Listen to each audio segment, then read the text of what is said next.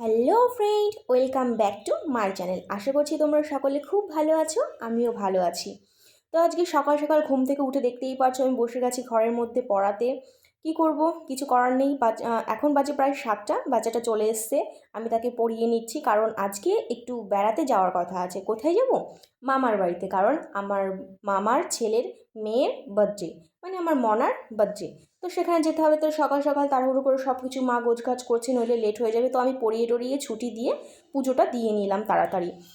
তাড়া করে পুজোটা নিয়ে নিলাম। দেখো আমার অবস্থা। এই যে আমি ফট করে রেডি হয়ে গেলাম, কারণ মা তাড়া দিচ্ছে, তাড়াতাড়ি করে যেতে হবে। সেই কখন থেকে ফোন করে যাচ্ছে, আগের দিন যাওয়ার কথা, যেতে পারিনি। তো আজকে সকাল সকাল বেরোতে হচ্ছে। তো মাও দেখো আমার পুরো রেডি হয়ে গেছে। তার আগে ফোন এসছে একটা, মা ফোনে কথা বলে নিচ্ছে। আর ভাই যেহেতু এক্সাম দিতে গেছে, ওকে কলেজে পাঠিয়ে দেওয়ার পর আমরা রেডি হয়ে বেরোচ্ছি। ও বিকালে বাড়িতে আসবে, তারপর ও যাবে। তো আমি আর মা গুরু গুরু করতে করতে বেরিয়ে যাচ্ছি, গাড়ির জন্য রাস্তা উঠছি। তো এদিকে মা বলছে তুই একটু দাঁড়া, আমি সাইডের বাড়ি একটু বলে আসি, কারণ বাড়িতে আবার আমাদের কালুও আছে, ওকে খাবার দাবার দেওয়ার ব্যাপারও আছে। তো আমরা যাওয়ার সময় আগে থেকে প্ল্যান ছিল যে আগে থেকে কিছু কিনবো, কিন্তু হুড়োতাড়ায় হয়নি। তো যাওয়ার সময় আমরা একটা সোনার দোকানে গেলাম ওই মনাটার জন্য কোনো একটা গিফট নেওয়ার জন্য। তো কি করব, আমার গলাটা আবার বসে যাচ্ছে কেন ভগবান জানে। তো আমরা গিয়ে অনেক নূপুর হোক, বাচ্চা মানুষ তো, একদম ছোট বাচ্চা। তো কী করব, কী নেব ভাবছি, আর ওর হাতের সাইজ কেমন হবে বা নূপুর নিলে কতটা বড় হবে এই নিয়ে দেখাদেখি করছি। তা আমার এইগুলো একদমই পছন্দ হয়নি, কারণ এগুলো অ্যাভেলেবেল সবসময় সবাই পরে। আর একটা আমার যেটা খুব পছন্দ হয়েছে, সেটা নতুনত্ব আমি দেখেছি, তোমাদেরকে দেখাতে পারলাম না তাড়াহুড়ো করে। সেটা আমি দেখি পরে দেখাতে পারলে দেখিয়ে দেবো। একদম নতুন ধরনের চুড়ি টাইপের নিলাম রূপোর। তো এই যে আমরা বেরিয়ে গেছি, দেখতেই পাচ্ছো। তো ট্রেন টাইম ছিল, ভাবলাম যে ট্রেনে যাওয়ার থেকে অটোয় যাওয়া অনেক ভালো, তাড়াতাড়ি পৌঁছে যাবো, কারণ ট্রেনটা লেট আছে। কারণ সেই 2টোর সময় ট্রেন, আর আমরা তার আগে বেরিয়ে গেছি, তার আগে 12টার ট্রেন বেরিয়ে গেছে। তো এই করে আমরা অটোয় বসে গেছি, আর দেখতে পাচ্ছ অনেক দিন পর যাচ্ছি, আশপাশটা পরিবেশটা কি সুন্দর। আর এই যে আমার সে পুচকুলু মলা, ও বাড়িতে থাকে না, ও থাকে দিল্লি, সেখান থেকে এসে এখানে এসে কাউকে চিনতে পারছে না। আর এই যে বৌদি মাকে এসেই দৌড়ে এসে প্রণাম করে নিল। তো কাউকে চিনতে পারছে না, একমাত্র আমাদের বাড়িতে গেছিলো আর আমাদেরকে একটু চিনতে পারছে, আমাদের চেনে না, আগে পরে সেরকম দেখেনি। তো এই যে দেখতে পাচ্ছ আমার দায়িত্ব খাওয়ানোর, কারণ এখানে এসে কারোর কাছে খাচ্ছে না, থাকছে না, কারোর কাছে যাচ্ছে না। আমি গিয়ে ড্রেস চেঞ্জ করতে পারিনি, কোনো মতে হাতটা ধুয়ে ওকে খাইয়ে নিচ্ছি। এখন এত সেই সকাল থেকে মানে কারোর কোলে যাচ্ছে না, আর আমার কোলে উঠে আছে, হাত দুটো আমার কি ব্যথা করছে বলতেও পারছি না। এখন আমি, আমার ওই পুচকু মনা, আর একটা মনা যে আমার ক্যামেরার পেছনে আছে, আর ওটাও আমার মনা, ওটা আমার দিদির মেয়ে। সবাই মিলে বললাম চল মাঠে যাই, মাঠে অনেক রজনীগন্ধা ফুল, তারপরে সর্ষে লাগিয়েছে, নতুন নতুন ফুল হচ্ছে, খুব ভালো দেখা যাচ্ছে। তো ওকে নিয়ে আমরা চলে গেলাম ঘুরতে ঘুরতে, টুকটুক করতে করতে। আর ও যেই বাইরে বেরিয়েছি সেই চুপ, একদম কোনো কান্নাকাটি না। তো আমরা ওকে খাইয়ে দাইয়ে নিয়ে মাঠে ঘুরতে বেরিয়ে গেলাম। চারপাশটা দেখছি, খুব সুন্দর লাগছে, মানে সবে লাগিয়েছে, এখনও পুরোপুরি মানে অনেক গাছ বড় হয়েছে আর অনেক গাছ বড় হয়নি। এই যে দেখতে পাচ্ছ আমার ডান সাইডে সর্ষের গাছগুলো একদম ছোট, আর বাঁ সাইডে সর্ষের গাছগুলো প্রায় ফুল চলে এসছে। আর একটু দূরে আছে কিছু রজনীগন্ধা ফুল লাগিয়েছি, সেটা এখনও ফুল ফোটেনি, কড়ি আছে। ও যে তোমরা দেখতে পাচ্ছ রজনীগন্ধা ফুল, ওটা এখনও ফুল ফোটেনি, কড়ি আছে, কিন্তু দেখতে খুব সুন্দর লাগছে। তো আমরা চারপাশটা ঘুরে ঘুরে দেখছি, খুব ভালো লাগছে পরিবেশ, কারণ এতক্ষণ বাড়িতে ছিলাম, একদম লোকজনের আওয়াজে চিল্লামিল্লিতে ভালো লাগছিল না। তো এইটাকে নিয়ে বেরিয়ে গেলাম। এই যে আমার দুই মনা, একটা দিদির মেয়ে আর একটা দাদার মেয়ে। তো ও ক্যামেরা দেখলে ও আর কিছু চাই না ওর, তো একে নিয়ে খেলছি। আর ও মানে মাঠে, মানে কোনো দিন মাটিতে সেরকম পা রাখেনি জন্মের পর, দিল্লি ছিল, ওখানে তো আর মাটি পাওয়া যায় না।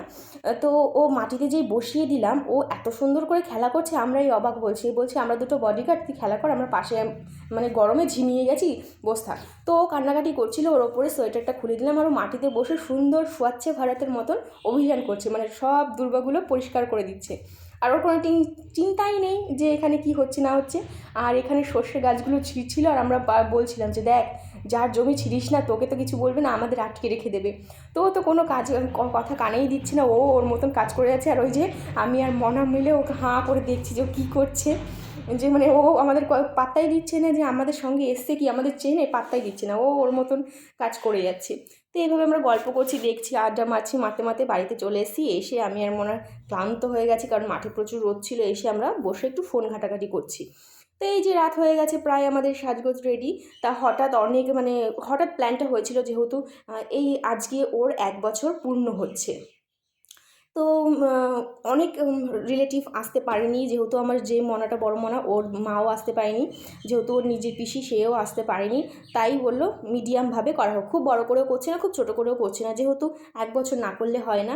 ওই যে দেখতে পাচ্ছ আমাদের পরিসোনা রেডি হয়ে বসে গেছে, ও মানে দেখে বাচ্চাদের সঙ্গে হ্যান্ডশেক করছে, মানে এখন আর কোনো চিন্তা নেই ওর। আর ওর একটাই সমস্যা, নতুন জায়গায় এসে মা আর বাবাকে ছাড়া আর কারোর কাছে যেতে চাইছে না, নিজের দাদু দিদার কাছেও যাচ্ছে না। তো কী করবো, একমাত্র আমাদের কাছে একটু এসে খেলার ছলে ভেবেছে নাকি আমাদের কি ভগবান জানে কোন গ্রহের থেকে এসছি আমরা, সেটা ভেবেছে নাকি, তাই আমাদের সঙ্গে একটু খেলে, তাও মাঝে মধ্যে খুব কান্না করে। তো আমরা ওকে দেখছি একটু ও কী করছে, যেহেতু কি বলবো, আমাদের আর কোনো কাজ নেই, মানে আমি আর আমার মনটা হাসাহাসি করছি আর ওকে দেখছি। তো এই করতে করতে সব জায়গাটা একটু দেখে নাও তোমরা কেমন সাজিয়েছে, আর ও মানে খেলার ছলে সব কিছু ফেলে দিচ্ছিল। আর ও মানে কি বলবো, ও এত বাচ্চারা সেরকম কথা বলতে পারে না, পারেই না ধরতে গেলে, অল্প অল্প কিছু বলতে পারে, যখন বলে সেটা আমি পাশে মাইক বাজছিল বলে তোমাদের আমি ভয়েসটা শোনাতে পারলাম না, কারণ শুনতে পারতে না। তো সেইভাবে আমরা একটু ভিডিও করে নিচ্ছি আশপাশের বাচ্চা, আর ওই সাইডে আরেকটা বাচ্চা মেয়ে দাঁড়িয়েছে, ওর বান্ধবী নাকি ওটা।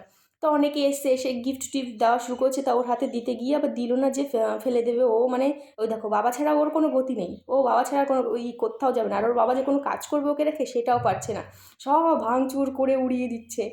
তো এইদিকে আমি চলে এসেছি, যেহেতু আমি গিফট দিয়ে দেবো, কারণ এই তাড়াহুড়োর মধ্যে আর থাকা হবে না। আমি এসেছিলাম একটু তাড়াতাড়ি করে দিয়ে একটু সাইড হবো, আমরা একটু সেলফি টেলফি তুলবো, সারাদিন কিছু করতে পারিনি। তা আর হচ্ছে না, ও একবার বসছে একবার উঠছে, মানে ওর মানে কাণ্ড কারখানা দেখে খুব ভাল লাগছে বাচ্চা মানুষ। তো এই ফাঁকে আমি মার কাছ থেকে নিয়ে, মা বললো পরিয়ে দে, ওই দেখতে পাচ্ছ তোমরা চুড়ি, পুরোটা দেখতে পাচ্ছ না কিন্তু ওটা অন্য ডিজাইনের, খুব সুন্দর, আমি এর আগে দেখিনি। আমরাও বলেছি অন্য ধরনের ডিজাইন আর ভাল লাগে না। তো ওকে পরিয়ে দিলাম, ও চুপচাপ বসে পড়লো, ও চুড়ি পরতে খুব ভালোবাসে। তো আনন্দে আর দাদা ফোন মানে কাদেরকে যারা আসতে পারেনি রিলেটিভ, তাদেরকে মানে কনফারেন্স কলে নিয়ে ধরিয়ে দিল ফোন আমাদের হাতে, এবার দেখ তোরা ধরে রাখ, আমরা এখানে সব কাজ করি। তো এইদিকে আমরা ভিডিও করছি, একটু সবাইকে দেখাচ্ছি, এইটা আমার বৌদি, ওটা আমার ভাই, আর এখানে আর কেউ নেই, আর সাইডে তো দাদাকে দেখতে পাচ্ছি, ওই যে আমার মনে রেডি হয়ে দাঁড়িয়ে আছে, ও আর সুযোগ পাচ্ছে না, কি বলবো, আর ও মানে আমাকে নিতে চাইছে না, মানে খুব কাঁদে, আর বলে কি দূর কোলে থাকলেও হেলে থাকে, সোজা হয়ে থাকে না, খুব চঞ্চল, এর জন্য নিতে চাই না, দূরে দাঁড়িয়ে আছে যে আবারও চলে আসবে। তো এই যে ডেকোরেশন করেছে, সারাদিনে যা যেটুকুনি পেরেছি একদিনের মধ্যে কমপ্লিট করতে, সেই ডেকোরেশনটা করেছি। করার পর এই যে তোমরা দেখো, একদিনে যতটুকু যা পেরেছে রেডি করেছে, কারণ অনেক রিলেটিভস আসতে পারেনি, ওর নিজের পিসি, তারপরে ওর নিজের মেসোমশাই আসতে পারেনি, কারণ ওরা দূরে আছে, আর যেহেতু 1 বছর আজকে পূর্ণ হলো, প্রথম না করলে হয় না, তাই ছোটোখাটোভাবে করলো, পরে আবার সবাই এক জায়গায় থাকলে বড় করেই করবে বলেছে। তো এই যে বৌদি ওকে টুপি পরানোর চেষ্টা করলেও তো পড়লোই না, কারণ মার কাছেও সেরকম থাকতে চায় না, সারাক্ষণ বাবা পাগল হয়েছে। তো তোমাদের কাছে একটাই অনুরোধ করবো, প্লিজ আমার চ্যানেলটাকে সাবস্ক্রাইব করো, ভিডিও ভালো লাগলে লাইক করো, কমেন্ট করো, আমার কোথাও ভুল ত্রুটি হলে বা কোথাও কোনো সংশোধন করার হলে আমাকে বলো, আমি অবশ্যই সেটা ভালো করার চেষ্টা করব। কারণ তোমরা যদি আমার পাশে না থাকো, আমার চ্যানেলটাকে সাবস্ক্রাইব না করো, তাহলে আমি তোমাদেরকে নিয়ে অনেক দূর পর্যন্ত এগোবো কী করে।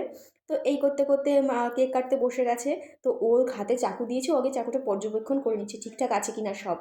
তো পর্যবেক্ষণ করে টোরে ও একাই কেক কাটা শুরু করে দিয়েছে। তো কেক কাটতে গিয়েও কাটলো না, যেহেতু বাবা আসেনি। দেখো এবার ওর বাবা এসছে, এবার ওর বাবা ওকে টুপি পরিয়ে দেবে, এবার পরবে, তাহলে কি হয়েছে মেয়ে। তো এদিকে আমি মানে যখন আমি ওই জায়গায় ছিলাম, আমি আর আমার বড় মনে হাসতে হাসতে পাগল হয়ে যাচ্ছিলাম, তোমাদেরকে কি বলবো, তোমরা দেখেও বুঝতে পারছো। তো আমি আর আমার মনা ওখানে দাঁড়িয়ে দাঁড়িয়ে ভাবছি কখন একটু ফাঁকা হবে আর আমরা একটু সেলফি তুলবো, সারাদিন একটা ছবি তুলতে পারিনি ওর জন্য, একটা সেলফি তুলতে পারিনি। এই বলতে বলতে কেক কাটা শুরু হয়ে গেল, যে এবার অন্তত ফাঁকা হবে আর এবার অন্তত হয়তো সেলফি তুলতে পারবো। তো এদিকে সেলফি টেলফি আমরা তোলার জন্য দাঁড়িয়ে আছি, এদিকে কি বলবো, ওদের কেক কাটাও কমপ্লিট হলো। তো মামাকে বলছে আশীর্বাদ করতে, তো মামাকে খুঁজছে কোথায় আছে। আর যেহেতু ও একদমই মিষ্টি খায় না, এক ফোঁটা মিষ্টি খায় না, ছোটোবেলা থেকে এইরকমই, ও মানে টক ঝাল দাও ও খুব সুন্দর খাবে, কিন্তু মিষ্টি মুখে দিলেই ফেলে দেয়।